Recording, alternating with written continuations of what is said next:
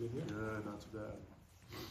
Hey, Bray, Chris, you talked about you kind of dealing with some off-season stuff and being very careful and limiting you. What are you kind of dealing with, and was it something you were fighting through last season at all, and then you kind of just had to wait to get it taken care of, or did it pop up after getting your off-season? Yeah, so happened early on in fall camp, but had some loose bodies in my ankle, and then I didn't want to do anything with it during the season because I'd missed too much time, so wait until the end of the year. Was it hard to play on then throughout the year, or just you had to manage? Like, was it tough? I don't make excuses for myself, but just thing that happened. We'll go to Zach and Seth. Are we allowed to ask about? I mean, you played the one center snap that Pat didn't last year. Like, are we allowed to ask if you're working over there, like how things are going, or at least just like have you worked there before, and what's your comfort level with it? Yeah, I really enjoy the position. I've worked there since freshman year with Coach Hiller, and then Coach Bostad and Coach Carey. So I've been working there a lot, but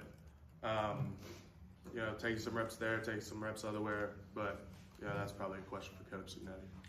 Just like one follow-up, you have like a really experienced core in the interior line. You, Drew, Joe, like just how sort of flexible do you think the three of you can be because of all the football that you've played individually? Yeah, that's a great question. I think definitely super flexible. I mean, we're all open to trying new positions and trying new things. And then, one thing about Drew and Joe that, I can't speak enough on is, how willing they are to put the team first. So, they'll, as long as we're in a good position to win football games, all three of us will do whatever it takes. We'll go Seth and Pete.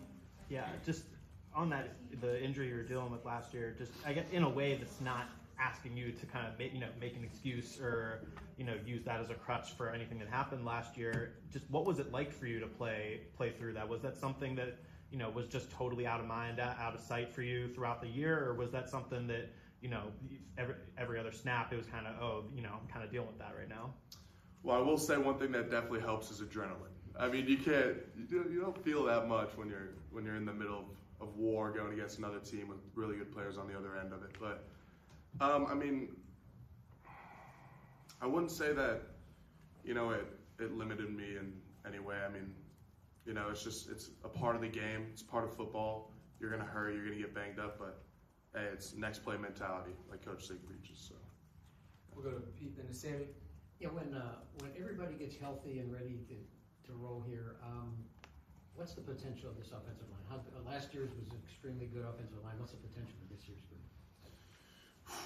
Sky's the limit, truly. We got a ton of experience, and we got some young players, and we got some players ready to fit into a new role. We have a great group of guys, all great families, great head on their shoulders. We got a smart group, and we're starting to finally build all that chemistry together. It's taken a little bit, but that just happens with time. But super excited to see this group get after it. You got leaders, you got silent workers, you got this, that, positive, confident individuals. So there's nothing this group can do.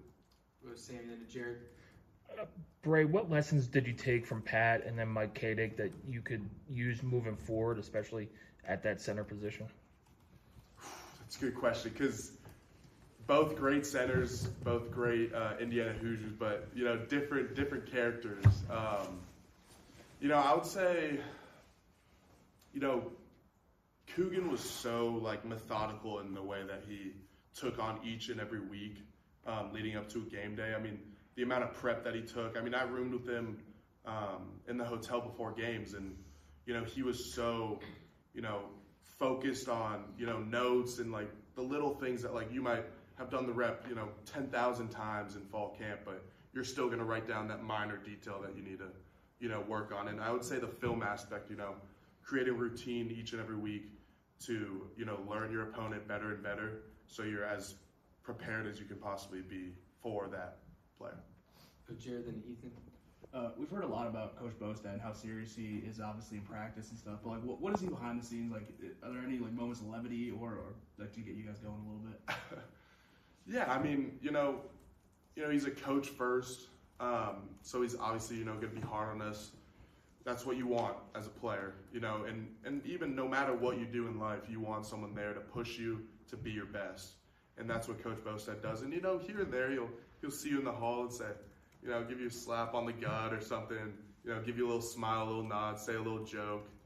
And, I mean, that's all you can ask for. So Ethan and Zach. I know you guys have a lot of returners for this year, but one of the big faces that came in was Joe Brunner. How has your relationship been with him, and how has he kind of been meshing in with the whole line group?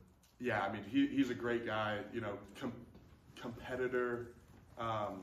You know, he's always going to come in and work, you know, and like some people, you know, come in timid, you know, you're transferred to a new place. I mean, you know, I've been here my whole life, so I don't really know that aspect, but, you know, you try and just, you know, come in with open arms, you know, like, and try and show, you know, what the standard is here and like the day-to-day life and, you know, just the simple Bloomington food spots, you know.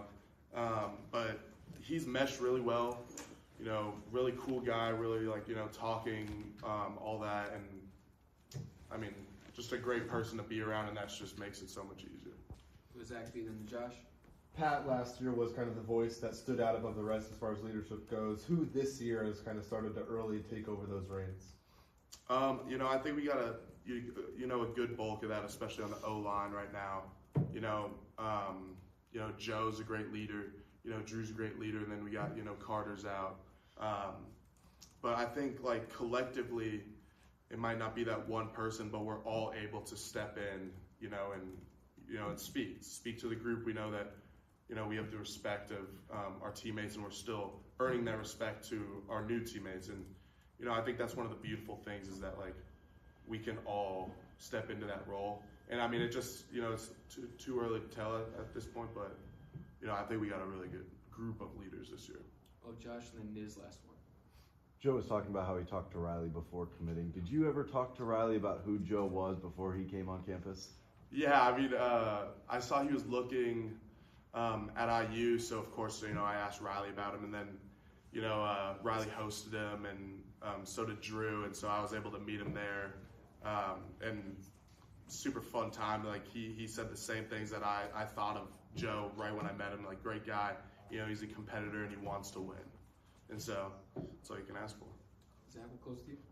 We saw Demola in like a lot of different spots last season. I imagine it's maybe a little bit of a different sort of process for him, knowing, I know spots are earned, but that he's going to be expected probably to step into a lot of snaps. Just how have you seen him maybe take last year's experience and translate it into maybe trying to embrace a larger role this year? Yeah, I've seen a lot of maturity from Demola.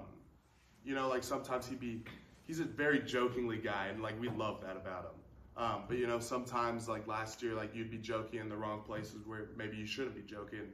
I think he's really matured, and he's got a growing confidence to himself that, you know, I'm going to step in no matter the position, and that's really hard to do. A versatile O-lineman, you know, that's not easy to do. You got to learn so many things, and it's a different game from outside to inside, and he's done a great job of that. You know, keeps his head high, and you know, what can I do for the team? You know, what can I do for the team? And I think that's super important and shows a lot of growth on his end.